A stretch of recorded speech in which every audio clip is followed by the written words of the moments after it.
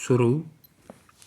सुदर्शन फकीर ने इन पंक्तियों में बचपन की उन सुहानी यादों को सजो रखा है जब वह देश दुनिया के सारे झंझावातों से परे अपने ही संसार में मगन रहा करते थे।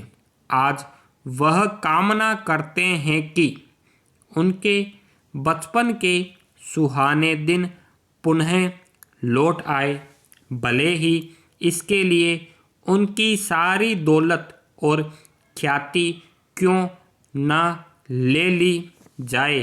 किंतु यह कटु सत्य है कि बचपन लौटकर नहीं आता और रह जाती है केवल उसकी यादें।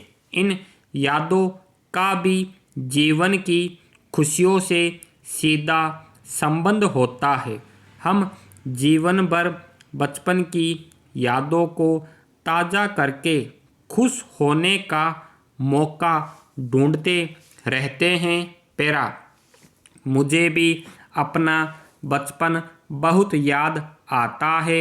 मेरा जन्म बिहार के समस्तीपुर जिले के एक छोटे से गांव में हुआ था। यह गांव गंगा नदी के उत्तरी किनारे पर स्थित है। इसकी आबादी लगभग 5000 है।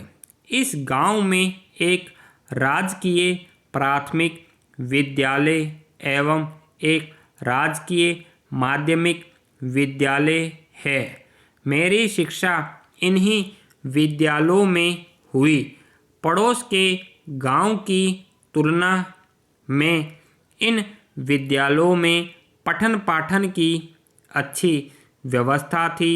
यहाँ पढ़ने के दौरान कुछ सहपाठी मेरे घनिष्ठ मित्र बन गए थे।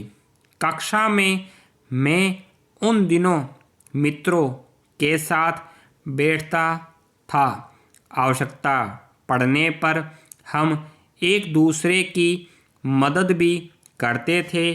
पेरा, पढ़ाई के बाद खाली समय में मैं अपने मित्रों के साथ खेलना पसंद करता था। खेल में मुझे शतरंज बहुत प्रिय था।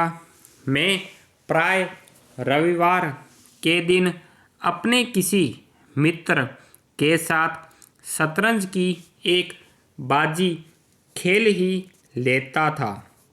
शतरंज के अतिरिक्त मैदान में खेले जाने वाले खेलों में मुझे कबड्डी खेलना अच्छा लगता था। कबड्डी के अतिरिक्त बचपन में मैं पिट्ठो भी खेला करता था।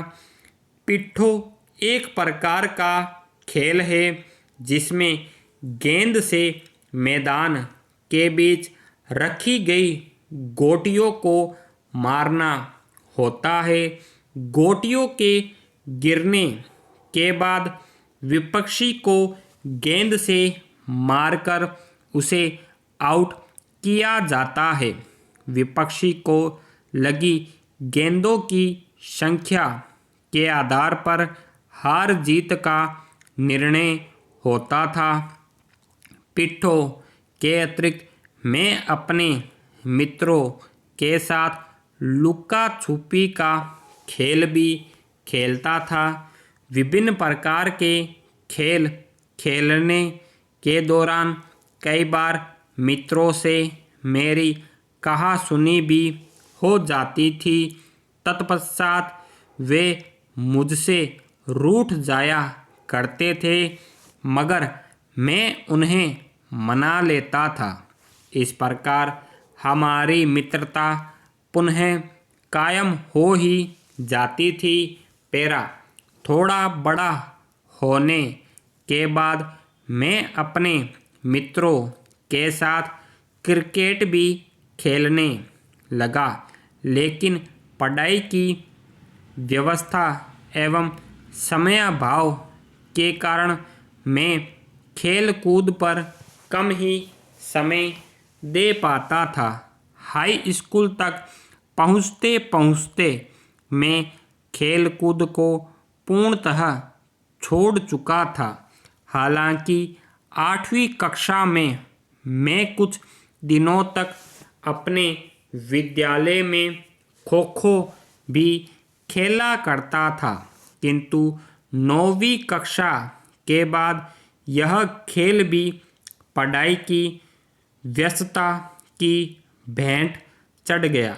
मुझे याद है, मैं बचपन में कभी कभी पवित्र गंगा नदी में स्नान करने के लिए जाता था।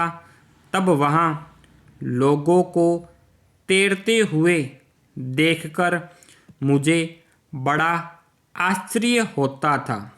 मैं भी तैरना सीखना चाहता था। एक दिन मेरे एक मित्र ने मुझे तैरने के गुण सिखाए। मैंने उन्हें आजमाकर देखा तो लगा कि मैं भी सफलतापूर्वक तैर सकता हूँ। इसके बाद तो हर रोज़ तैरने का अभ्यास मेरे लिए आवश्यक हो गया। तैरने के अतिरिक्त गंगा नदी जाने का मेरा दूसरा उद्देश्य नदी किनारे की सैर था। नदी किनारे रेत पर सैर करना मुझे अच्छा लगता था।